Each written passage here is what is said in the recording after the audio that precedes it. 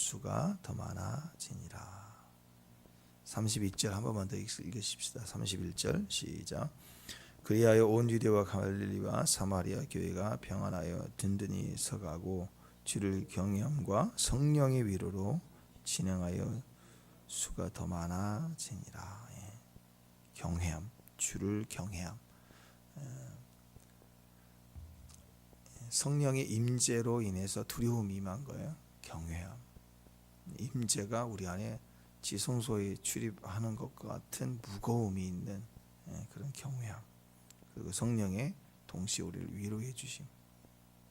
그래서 성령의 사역은 크게 두 가지로 볼 수 있습니다. 하나는 파괴하는 거고 또 하나는 건설하는 거죠. 왜냐하면 건물을 4층짜리 건물 위에다가 100층을 짓겠다 그러면 계속 올리면 안 되잖아요. 먼저는 반드시 파괴를 해야 4층을 건물이 아무리 좋아도 뭐 1년밖에 안 되는 신사옥이라 할지라도 부셔야 됩니다. 부셔야 되고 기초를 100층을 감당할 만한 기초로 다시 파야 되죠. 그리고 그 위에 건설해 가는 거죠. 그래서 한 사람의 사역, 교회의 사역, 오늘 사도행전 전체를 사도들의 행전으로 이렇게 본다면 교회사의 시작을 하나님께 파내려 가는 시간들이 필요하죠. 그래서 이전의 것들을 다 무너뜨리고 깨뜨리고 그래서 그게 전쟁 같아 보이고 막 분쟁이고 왜 멀쩡한 건물을 부시냐 이거예요. 잘 살아왔는데 내 생각과 내 마음을 왜 부시냐 이거예요. 그게 나빠서 뭐 그런 걸 떠나서 올릴 수가 없어요. 그 위에다가 견디지 못하고 무너지기 때문에. 그래서 하나님이 이 땅에 오시면 자꾸 비워내고 부셔버리고 가루가 되게 하고 오히려 더 파들어가는 시간들을 하나님이 해나가신다는, 완전히 바닥까지 내려가서 다시 우리를 휘저어서 휘저어도 올라오는 게 없을 만큼 맑아져야 되죠. 그렇게 하고 나서 이제 건설해 가시는, 세워가고 만들어가고. 그래서 사도행전을 보면 지금 이 31절 읽었던 이 말씀이 계속 반복이 되죠. 이런 시간 핍박 있고 어려움 있고 막 곤란 있고 도망가고 막, 그런데 그럴수록 뭔가가 계속 세워져 가는 거예요. 뭔가가 막 건설해 가는, 뭔가 든든해져 가는, 뭔가 부흥이 계속되어져 가는. 가만히 부흥이 되는 게 아니라 파괴되고 무너지고 혼돈이 되고 막 도망가고 피하고 두들겨 맞고 막 그런 복잡해지는데 계속 세워져 가. 여러분 교회도 그래요. 또 가정도 그래요. 또 사업을 해도 기업도 마찬가지고. 이 계양산 이 장미정원 이맘때쯤 장미가 잘 피었을 것 같은데, 그렇게 세팅을 해놓을 때는 좋지만 매번 이렇게 만들어 놓은 그 세팅 그게 이렇게 모여서 뭉쳐놔서 보니까 좋고 사진 찍으지, 그게 자연적인 현상은 아니죠. 자연은 이렇게 한 덩어리 정도 되는 산 기슭이라고 할지라도 정상적인 건 그게 생로병사가 다 있죠. 그 현장에 어떤 낙엽이 떨어지고 메말라가 죽는 지푸라기도 있는가 하면 또 새롭게 막 새싹이 올라오는 게 있고, 그래 이 나무 하나를 보더라도 그래. 어제 오늘 새싹이 또 이렇게 또 올라왔거든요.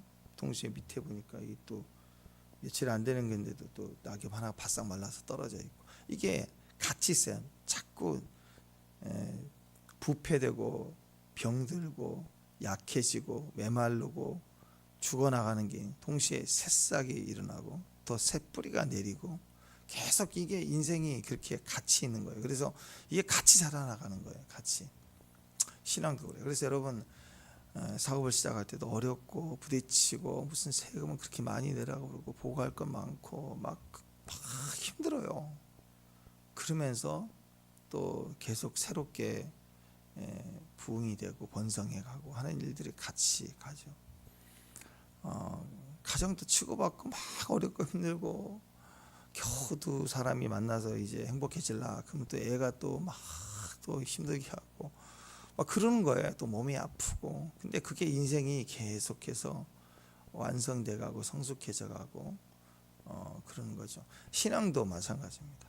내 내면의 어려움, 마음의 상태, 과거사, 기억들이 기도할 때 막 올라오고, 지금 벌어지는 일들을 붙잡고 기도해도 그게 과거사의 일들과 막 연결되어 있는 걸 느껴요. 그리고 그게 막 정리가 되는 거예요. 어렸을 때 기억과 트라우마들이 현재의 문제를 부딪혀 기도하는 과정에 해소가 되고 지워진다. 심지어 방언으로 기도하는 건 우리의 내면의 잠재의식 깊은 곳에 우리의 영향을 주는 그 트라우마 같이 형성되어 있는, 언제 어떻게 해서 엉켜서 뿌리를 내리고 견고해지는지 해석이 잘 안 되는, 그렇지만 뭔가 내 안에서 뭉쳐있는 이 뭉텅이 같은 이 시퍼런 거, 감정적인 거, 이 원인이 되는 것들을 방어를 계속하는 순간에 무의식보다 더 깊은 곳에 있는 하나님의 손길로 인해서 이게 세팅이 막 정리가 된다고. 그래서 방언 기도는 이해하고 아는 기도가 아니라 비밀이에요. 비밀한 것, 숨겨져 있는, 감춰져 있는 것을 수도 없이 계속 하는 동안에 이유도 없이 울기도 하고 이유도 없이 웃기도 하고 그래요. 그러면서 싸우기도 하고 하는 과정에서 내면의 작업들이 계속 되어지면서 영이 안정적으로 건강해져 가고 세워져 가는 걸 봐요. 그래서 우리가 그런 기도들을 통해서 우리의 영이 이렇게 만들어지고 완성돼요. 처음에 방언하고 나서 한참 해야 돼. 오랫동안 방언을 시키시는 거예요. 심지어는 막 자다가 깨서 보면은 내가 시끄러워요. 내가 방언해서 내가 시끄러워서 깰 때가 있다. 그리고 누가 옆에서 그래야 돼. 밤새 잠도 안 자고 기도를 한다고. 기도한 게 참 잘 잤어요. 잘 잤는데 급할 때, 상황이 막 그럴 때는 영은 계속 깨서 방언을 하는데 옆 방에 있는 사람은 그걸 느끼는 거죠. 방언을 하니까 계속 안 자는 줄 아는데 잤다고 잠을. 그래서 아이들이 한 30명 아이들 이렇게 교회에서 아이들, 청소년 애들을 이렇게 데리고 수련회 가고 그럴 때 보면 막 애들이 밤에 잠을 안 자거든요. 아주 그냥 날 밤을 새요. 그 다음날 눈 비비고 막 하면서도 또 재미로 또 프로그램도 하긴 하는데 애들이 잠을 안 자요. 밤새 게임을 하고 뭐. 그러니까 재밌게 애들은 그렇게 젊으니까 그렇게 하는 거죠. 그런 아이들이 이제 보통 이틀째 날이나 마지막 때 성령을 받거든요. 방언을 받고 그러면 잠자는데 다들 안 자고 방언을 해요. 근데 그게 막 너무 좋아서 방언하는 애도 있는데 대부분 자는데 막 방언을 한다. 집에 가가지고 집사님들이 애가 잠을 안 자고 기도한다. 그게 아니라 잤는데 애 방에서 방언 소리가 들리는 거야. 애들이 그 영이 순수할 때는 막 터져 나오면 계속 나온다. 이렇게 우리 안에 하나님 우리 안에 작업들을 하시는 거예요. 그래서 어떤 문제가 터질 때 이걸 어떻게 기도해야 될지는 모를 때 우리가 막 기도하잖아. 방언하고 또 기도하고 방언하고 기도하고. 그럴 때 사실은 그 문제 때문에 절박해서 막 기도하는 것 같은데요, 사실 나를 계속 다루고 있어요. 내 그와 연결되어 있는 감정적인 거, 내 안에 생각에 깊은 쓴뿌리, 트라우마로 되어 있는 것들을, 그 문제를 가지고 막 기도하는 걸 통해서 그걸 다루고 계시는 거예요. 그래서 나를 완성해 가고 나를 세워져 가는 거죠. 그러니까 어떻게 보면 나를 막 힘들게 하는 상황이라는, 그 나를 막 귀찮게 하는 그런 예루살렘 딸들, 맨날 나를 흘겨보고 노려보고 째려보고 고통스럽게 하는 사람. 또 우리 또 애가 또 그러잖아요. 그 애가 나를 그런 게 아니고 애는 희생하고 있는 거야. 나를 위해서. 지도 괴롭겠지만 그런 과정을 나를 엎드리게 하고 나를 무너지게 하는 거예요. 그래서 그런 상황이 올 때 빨리 해결할 것은 이 아이를 가르치는 게 아니라 내가 엎드리고 기도해야 이게 빨리 끝나고 이게 지나간다 싶으면 얘가 어느 날 딱 바뀌어 있거든요. 상황이 싹 바뀐다고, 환경이. 그러니까 그때 왜 그럴까, 저 사람이 이 환경이 왜 그럴까가 아니라 계속해서 주의 뜻 안에 세워져 가요. 어떻게 보면 사울이란 자의 출현이 초대교회의 많은 핍박 가운데 가장 큰 계기가 되잖아요. 스데반이 죽었어요. 엄청나요. 그리고 그때부터 본격적으로 경고하고 때리고 끝내는 정도가 아니라 죽이려고 잡아 죽이는 일들이 이제 사울로 인해서 시작이 된 거예요. 사도 바울로. 얼마나 무시무시해 일이. 갑자기 계기가, 한 사람 죽기 시작하니까 웬만하면 잡아 죽이는 일들이 막 퍼진다고. 굉장히 무시무시한 큰일이죠. 근데 그걸 오늘 종합적으로 보면 스데반이 누구 살려내려면 사울을 살려내려고 하는 거고, 사울이 바울로 되는 이 계기를 통해서 오히려 더 드세하여 거칠게 드러나오는 이 다뤄지지 않는 야생마 같은 이 사울을 하나님이 드디어 지목해서 고치기 위해서 스데반을 사용하는 거죠. 스데반의 이 눈동자 죽어갈 때 이 기도가 사울의 가슴에 평생에 남아있죠. 박힌 거예요. 그 사랑이 이해가 안 되는 그 안에 분노를 다 녹아내고 사람을 변화시키는 능력으로 박힌 거라고. 바톤이 이어받는 거죠. 결과적으로는 교회를 오늘 31절에 이렇게 성령이 이루어 주를 경외함으로 교회가 딱 세워지고 완성되기까지 몸부림치는 과정이 있었다고. 거기에 그 완성된 모습이 세워지기까지 사도 바울이 그렇게 거칠게 쓰임을 받았던 거고, 그가 또 그 자리에서 그 다음 단계로 넘어가기 위한 영적인 주자로 세워지기까지 교회는 몸살을 했다고. 해산기 10달 동안 아이가 태어날 때 자라다가 이제 막 태어날 때 해산을 막 소리 질러서 애가 태어날 때 그리고 태어나잖아요. 교회가 탄생한 것처럼 사도 바울이 탄생해 이방인의 사도로 태어난다고. 그때 막 몸살을 하는 것처럼.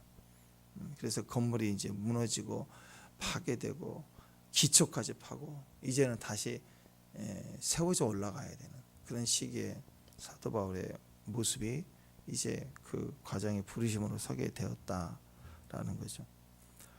초대교회의 이 많은 몸부림들, 이런 많은 그 고통스러운 일들, 자 보세요. 그런 핍박들, 처음에는 예수님을 못 박았던 그들에 대한 사도 베드로의 복음의 메시지가 그들은 온 순간에 그들을 예수님의 부활의 증거로 열매를 얻게 하시는 거죠. 그리고 나서 핍박이 시작하고 막 사도들이 고난을 당하고 했지만 그건 경고성이죠. 뭐 사두개인들이 발작하고 들어서고 막 반대 세력도 있었고 그래요. 그러나 진짜 위기는 교회 안에 있었던 거, 교회 안에 분열이 일어나는 거예요. 차별이라고 일어났던 거예요. 억울한 자들이 들고 일어선 거예요. 그럴 때 그것이 인간적으로 풀어가는 게 아니라 성령으로 기도하며 풀어나갈 때 그 과정의 갈등으로 인해서 집사님들이 세워져 가고 그 집사님들의 직분이 세워지는 걸 통해서 복음은 더 강력하게 확산이 되는데, 집사님들을 세우는 그 직분의 역할 때문에 첫 번째 스데반이 순교하면서 사도 바울이 터지기 시작하면서 완전히 다른 영역으로 새 국면을 맞이하게 되죠. 딱 새로운 시작이 일어나 버려요. 이방인의 복음의 역사가 본격적으로 사도 바울을 통해서 터지게 되는 이 모든 상황들이 연결이 되어 있습니다. 그러니까 이 오늘 그 사도행전 28장에 마치 이렇게 전반부와 후반부로 이렇게 생각해 본다면, 전반부는 그냥 아이로 따지면 그냥 엄마 품 가정사에 태어나서 열심히 그냥 사랑받고 또 갈등도 하고 학교도 다니고 그렇게 쭉 가다가 이 아이가 어느 순간 어떤 큰 격동기를 맞이하고, 예를 들면 가정에 어려움이 생겼다든지 갑자기 아버지가 사업하다 돌아가셨다든지 막 그런 영화 같은 거 있잖아요. 아니면 자기 안에 심한 병이 생겼다든지, 아이가 그러면서 그 과정을 아주 어떻게 해서든지 이것을 딱 극복을 할 때부터는 얘가 다른 아이가 되죠. 완전히 다른 성숙함이 보이고 목표를 가지게 되고 하는 그 다른 자기만의 인생이 시작되는 그런 계기가 있다면, 그 아이에게서는 그 사건이 이전과 이후를 갈라놓는 그 핵심이 기준이 되지 않겠습니까? 사도행전의 전반부 후반부를 이렇게 나눈다 그러면 내용상 핵심이 딱 바뀌는 그 부분이 오늘 31절 말씀이에요. 이걸 통해서 완전히 이제 격동기와 훈련과 계획과 무너짐이 끝나고 세워짐으로 바뀌어버리는 사도 바울을 통해서 이제 이 역사가 달라지는 그런 계기가 됩니다. 그러니까 어떻게 보면 교회가 한 아이를 출산해서 임신했다가 이제는 출산한 거예요. 나온 거예요. 이제 막 이 아이가 태어난 거예요. 거기까지가 일반부예요. 일반부. 그다음 자 2단계 2막이 열립니다. 이 아이를 통해서. 이 사도 바울은 이전의 12사도와 다르죠. 이방인의 복음을 위한 이방인의 사도로 부르심을 입어야 했고, 복음이 우주적으로 온 열방으로 퍼져가는데 하나님 또 다른 사도가 필요했던 거죠. 그래서 이 모든 것들이 주님의 계획과 또 섭리 속에 있었지만, 이 사도 바울의 이 시작, 이걸 통해서 완전히 달라지는 계기가 됩니다. 핵심은 그거죠. 성령의 임재예요. 성령의 임재. 하나님의 임재를 알아야 돼요. 그냥 은혜 받고 구원 받고 그리고 신앙생활 하다가 신앙생활 잘하는 거예요. 그렇게 그러다가 언제 달라지냐? 성령을 내가 받아야 돼요. 내가 성령을 받아야 돼. 내가 성령의 인도하심을 받아야 되고 임재를 느끼고 하나님의 음성을 듣고 내가 성령의 그 계기가 딱 내 안에 하나님 임재를 경험할 때부터예요. 그게 핵심인 거예요. 교회사의 전체 역사 가운데도 예수님이 오셔서 우리에게 죽으시고 부활하심으로 우리에게 생명을 주셨지만 그것은 시작이고 언제부터 본격적으로 되느냐? 나 말고 또 다른 보혜사를 보내리니.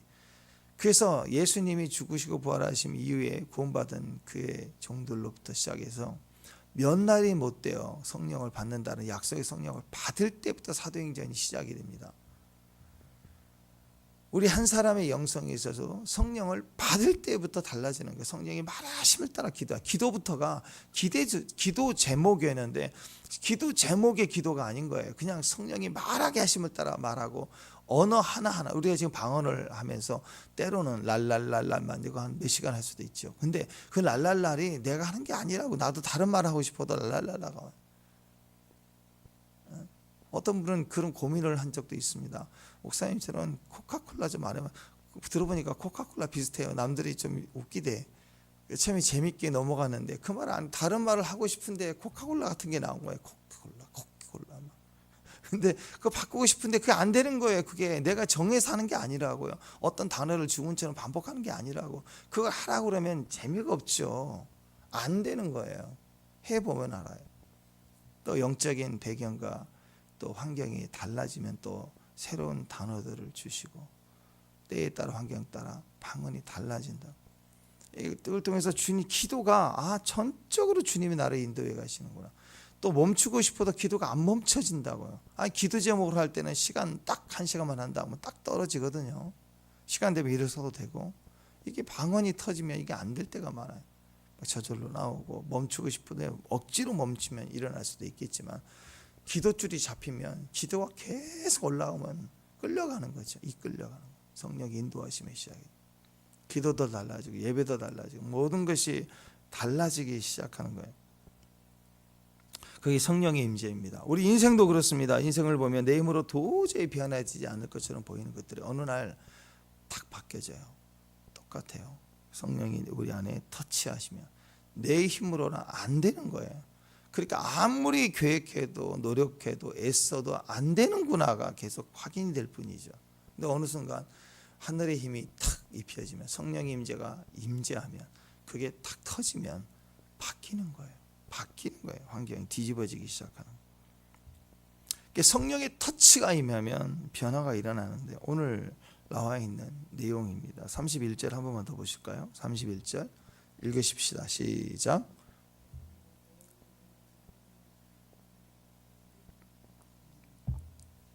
경외함은 성령의 위로 진행하여 수가 많아지니라.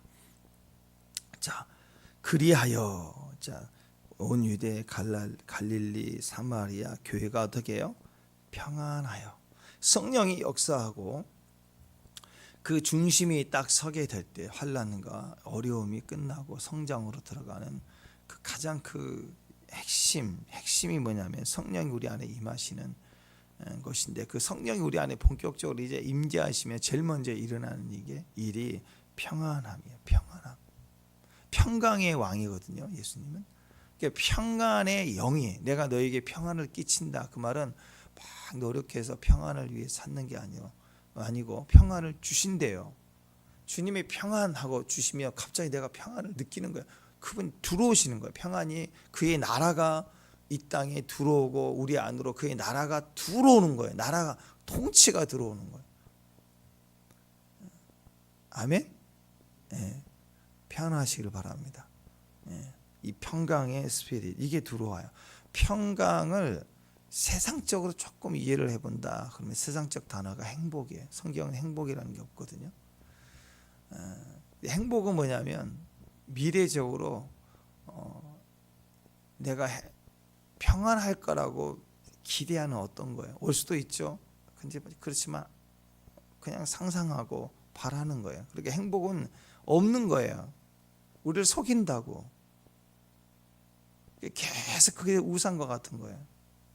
나 혼자만의 소망이에요. 희망사항이라고 그러죠. 희망. 소망이 아니야. 소망은 다른 사람에 의해서 서로가 제안을 받아서 약속한 거예요. 약속. 내가 먼저 시작한 게 아니라 상대가 와서 저녁에 5시에 어디 가자 이렇게 약속을 하는 거라. 그러면 하루 종일 그 5시에 만날 것을 생각하고 만났으면 좋겠다. 그때 뭐 맛있는 걸 먹자. 이렇게 자기 혼자 이렇게 떠오르는 것들을 우리 행복하게 하는 거죠. 약속을 근거로 하는 거. 반드시 되는 거. 근데 나 혼자 막 결단하고 결정해서 이랬으면 좋겠다. 될 것 같아. 된다 하고 막 신념을 발휘하는 거. 안 될 수도 있는 거예요. 그 계획은 안 이루어집니다. 대부분. 인생사가 그렇죠.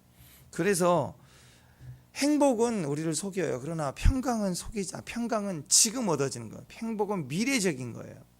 자꾸 이렇게 하면, 자격증이 되면, 집을 사면, 차를 사면 행복할 것이라고 생각하는 건 우리를 속여요. 큰 거 차를 60개월 엄청나게 할부를 해서 다 샀다고 합시다. 사기 전까지는 막 기다렸다가 사면 좋죠. 그냥 잠 못 자요. 그 비싼 차 주차장 없어 누가 그거 긁어버릴까 봐 잠 못 잔다고. 그거 행복은 그렇게 이룬 것 같아도 멀리 가고 더 짐이 되고 막 그래요. 미래적으로 어떤 일이 이루어져야 느끼는 게 행복인데 가서 보면 행복하지 않아요. 더 무거운 짐이 될 뿐이에요. 근데 평강은 미래적으로 뭘 해야 되는 게 아니고 지금 주시는 거예요. 그냥 어느 날 내가 행복을 느끼는 거. 어느 순간 소확행이라고 그러죠. 소소한 행복이에요. 소소한 행복. 내가 순간순간 잠깐 느끼는 거, 잠깐 깨닫는 거, 그게 나에게 행복하게 돼. 감사할 때 이게 별것도 아닌데 감사가 돼. 이렇게 그 순간순간 나에게 터치해 주시고 성령 임재 안에 있으면 성령께서 우리에게 알게 해주시는 행복, 소소한 행복들이 우리 안에서 나를 굉장히 크게 행복하게 하는 거죠.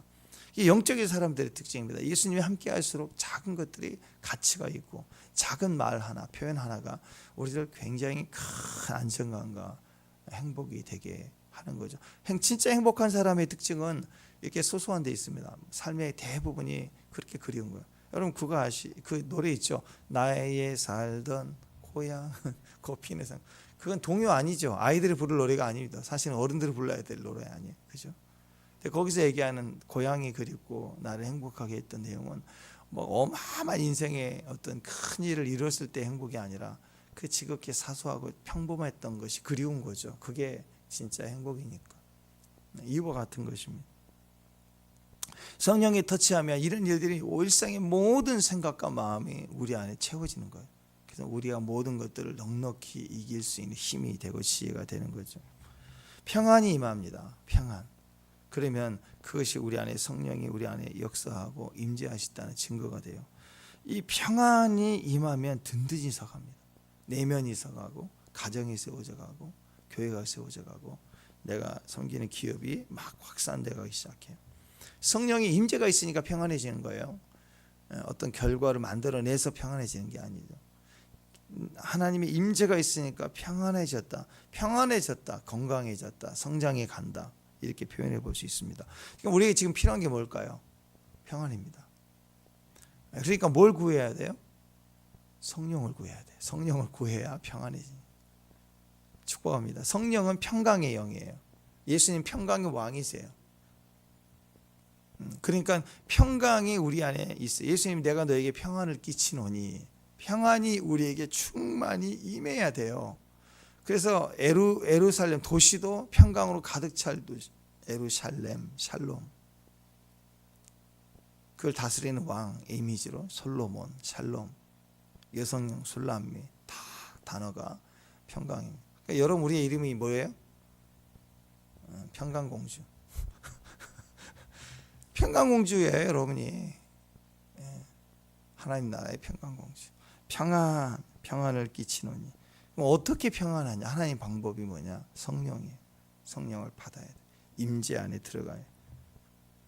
교회가 가정이라고 생각할 때, 또 우리 한 사람의 영성으로 생각할 때도 갈등이 있으면 안 되죠.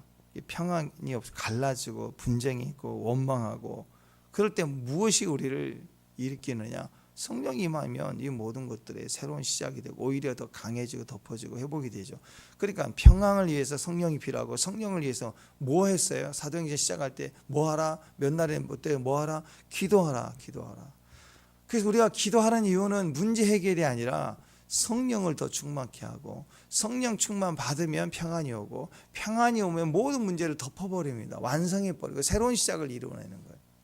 그러니까 정의해 볼 수 있죠. 뭐 해야 됩니까? 기도해야 돼요. 뭘 기도해야 돼요? 성령 충만을 위해서 기도하는 거예요. 다른 게 없어요. 문제 해결이 아니라, 우리는 소원 성취가 아니라 우리의 기도는 성령 충만이에요. 성령 충만. 성령을 구하십시오. 대부분 분열의 특징은 내 권리를 주장하는 거죠. 근데 내 권리를 주장한다는 것 자체가 의미하는 건 내가 시퍼렇게 살아있다는 거예요. 나를 더 살려내라 이거예요. 내가 나다운 사람이 돼야 되겠다. 권리를 달라. 나를 막 강요하고 나를 내세우고 나를 더 강화시키는 거죠. 근데 성령을 구하는 기도는 뭐예요? 그 문제에서 내가 떠나오는 거예요. 나는 죽어야 돼요. 주님이 더 오셔야 됩니다. 임재가 그거예요. 그러니까 내가 죽었습니다. 그러면 쉬워지는 거예요. 성령이 너무너무 쉽죠. 내가 강하면 성령님이 인격적으로 제한을 받기 때문에 안 되는 거예요. 내가 죽어야 되는 거예요.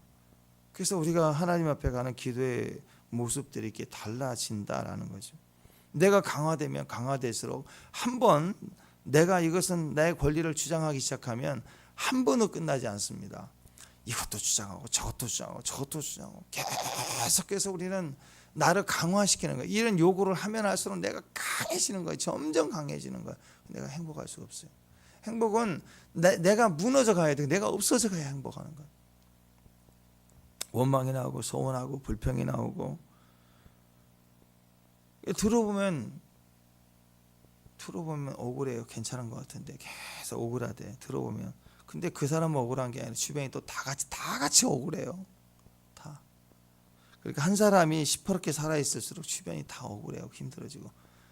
근데 정작 그 시퍼런 사람 때문에 억울한데 그 시퍼렇게 살아있는 사람 행복하냐? 아니요. 본인은 본인대로 또 억울한 거예요. 강화될수록 더.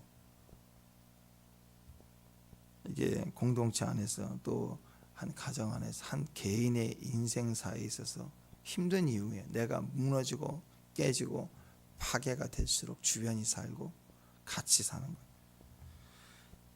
네, 여러분, 그래서 이 마음이 드라이해져 버리면요, 영으로 기도가 안 돼요. 기름 부음이 없어요. 그러면 기름칠이 하지 않는 기계를 돌리면 어떻게 해요? 끽 하면서, 기계가 어떤 작동도 어렵지만 부서지고 잘 돌아가지도 않지만 일단 주변이 시끄러워요. 끽끽거리니까. 요란하고 시끄럽고 잘 안 되게 되어 있습니다. 성령의 터치가 있으면 달라져요. 기름 부음이 있으면 달라집니다. 상처가 싸매게 되고, 각자의 배경 속에 어려움이 있죠. 갈등이 있고 소외당함도 있을 거고 상처도 있을 거예요. 그런데 그 상처들 위에 오히려 원망과 불평이 있는 것이 아니라 위로가 있고, 서로에게 임한 평강이 덮어서 우리에게 평강을 끼치는 주의 손길이 있기 때문에 평안해지고 다스림이 있게 되는 거죠. 에이레네 그랬어요. 헬라어로 에이레네, 히브리 말로는 샬롬입니다. 샬롬. 이게 원래 뜻은요, 완벽한 밸런스를 유지하다, 그런 뜻이에요. 평강은 뭐예요? 고요한 게 아니에요. 평강, 전쟁이 싸운 게 없는 게 아니라고. 평강은 저 산속에 혼자 가서 아무것도 없는데 조용히 있는 거, 그걸 평강이라고 얘기하잖아요. 평강은 밸런스를 완전히 이루고 있는 상태예요. 이 에이레네에서 에이로가 결합하다 있는데요, 뭔가가 나와 결합해 있는 거예요. 밸런스를 유지하는 거예요. 나만 있으면 내 의지와 생각에 비해서 환경이 무너지기 때문에, 밸런스가 깨지기 때문에 막 어려워요. 그런데 하나님, 눈에 보이지 않지만 하나님의 손길, 보혜사 성령이 우리 안에 임하시고 나와 결합이 되면 밸런스가 유지가 되는 거예요. 내가 넘어지지 않는 거예요. 이 상태를 평강이라고 얘기해요. 이 상태에서 번영이 시작되는 거예요. 번성이 시작되는 거예요. 완벽한 균형을 이룬 상태를 말합니다. 평강은. 자, 그러니까 뭐와 같냐면 팽이를 보세요. 팽이를 보면 팽이가 채찍질을 안 해요. 그럼 팽이가 팩 넘어져 있어요. 이걸 보고 아무런 자극이 없으니까 평안하다? 아닙니다. 이건 죽었다. 성경적으로 표현하면 죽은 팽이에요. 살아있는 팽이는요, 채찍질을 해야 돼요. 그러면 채찍질을 하다 보면 이제 팽이가 세게 돌죠. 세게 돌면, 완벽하게 돌면 힘이 강해져요. 근데 완벽하게 강해진 이 팽이는 사진을 찍어보든지 딱 보면 정지되어 있는 것 같아요. 안 움직이는 것 같아요. 가만히 있어요. 근데 돌고 있는 거예요. 예, 그걸 평강이라고 얘기합니다. 균형이 맞아지는 거예요. 밸런스가 되어 있는 거예요. 힘이 강력한데 밸런스가 해주지. 그 안에 돌고 있는데 서 있는 것 같아. 안 넘어지는 것 같아. 가까이서 보면 막 강력하게 회전하고 있는 회전력의 힘이 그걸 중심을 가운데를 딱 잡고 요동하지 않고 서 있어요. 이런 팽이를 보시면요, 이게 막 중심을 잡고 있기 때문에 강력한 힘으로 형성되어 있기 때문에 웬만한 돌을 하나 던지면 튕겨버려요. 돌을 튕겨버린다고. 그리고 잠깐 흔들리다가 다시 딱 안정적으로 서 있어요. 우리가 그래서 팽이 싸움 하잖아요. 이렇게 가서 팽이 싸움 이기려면 더 세게 쳐야 돼요. 막 데리고 때리면서 데리고 가야 돼. 사도행전처럼 막 빗박을 이기면서 데리고 가가지고 문제를 딱 부딪히면 저쪽 팽이가 나가 떨어지는 거예요. 힘이 강하니까. 이 균형을 완벽하게 이루고 있는 상태, 샬롬. 샬롬이 되면 다 이겨요. 생명이 있는 거죠. 움직임이 있는 거예요.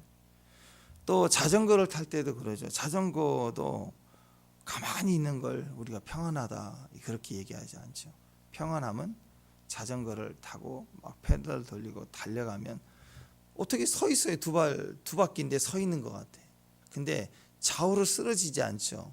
앞을 향해서 달려가고 있기 때문에, 힘이 있기 때문에 밸런스가 맞춰져 있는 거예요. 근데 달리지 않으면, 페달을 밟지 않으면, 힘이 약해지면 어떤 일이 벌어집니까? 균형이 깨져요. 밸런스가 깨지면 한쪽으로 치우쳐서 넘어지게 돼 있어. 그래서 자전거가 무너지게 되는 것입니다. 그러니까 흔들리지 않고 정지되어 있는 것 같지만 달리고 있는 거예요. 힘을 발휘하고 있는 거예요. 마치 우리가 가만히 있는 것 같아도 성령이 내 안에서 충만하게 내 안에 임재하시고 역사하기 시작하면 내가 일하는 게 아니라 성령이 강력한 위력이 일을 하고 있기 때문에 내가 그 안에서 채워져 있다고, 내가 발작하지 않는다고요. 내가 주의 일에 대해서 나를 부르시는 인도하심을 따라 갈 수가 있는 거예요. 그럴 때 일이 진행이 되고 역사가 되는 거죠. 내게 막 아이디어와 방법이 많고 생각이 많고 행동이 많고 분주하기만 하는 건 오히려 내가 뛰고 있는 가능성이 훨씬 더 높죠. 우리 인생이 달려갈 때 성령을 의지하면 성령께서 우리에게 주시는, 내가 정지되는 것 같아도 충만한 힘으로 돌고 있는 팽이처럼 내 인생이 안정적이고 그 안에 평강의 힘이 우리를 움직이고 있습니다. 이게 완벽한 밸런스죠. 절대 흔들리지 않는. 그래서 주님이 눈에 보이지 않지만 우리 가운데 충만히 임재의 계심이 필요합니다. 우리가 기도한다면 그걸 기도해야 돼요.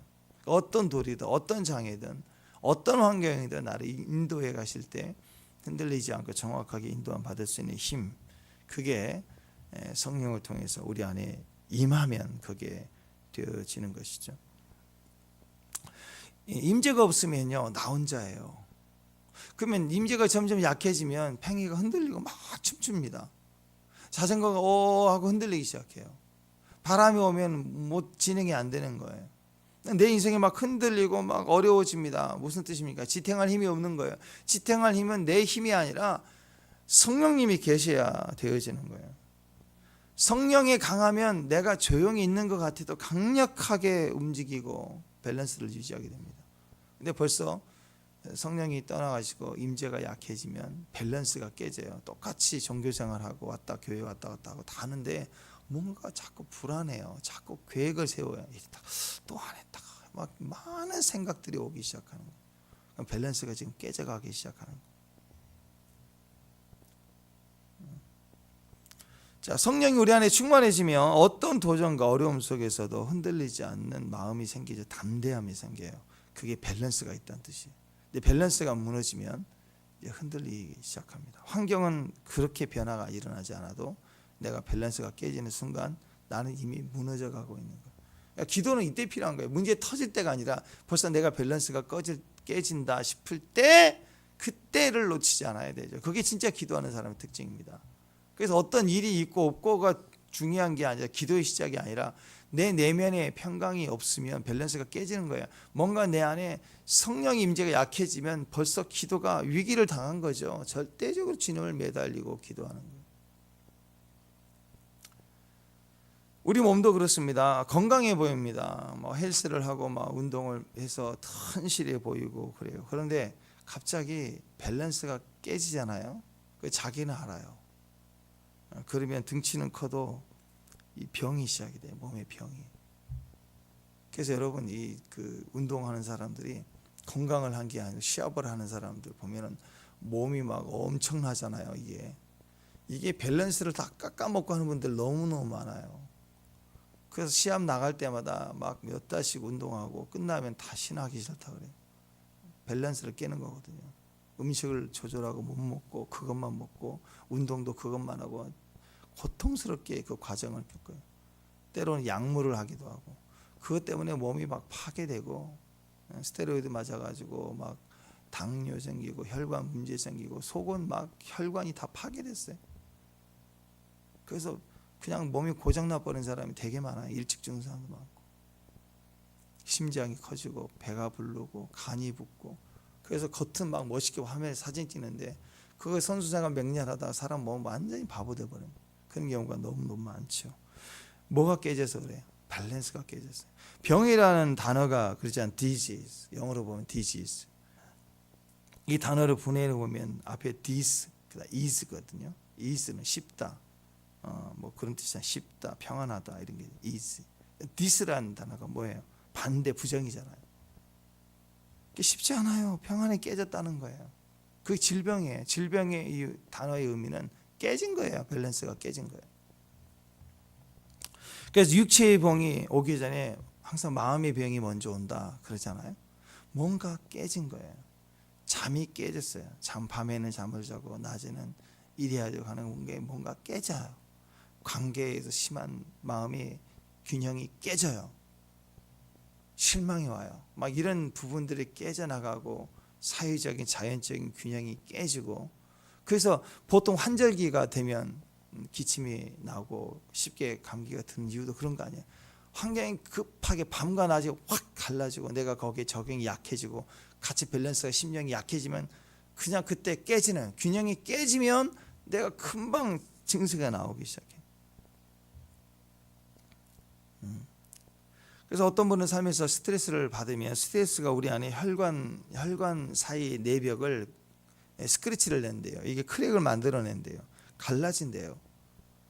그러니까 막 소화가 안 되고 고통스러운데 사진을 찍어보면 그 위벽이 막 갈라져 피가 나오는 거죠.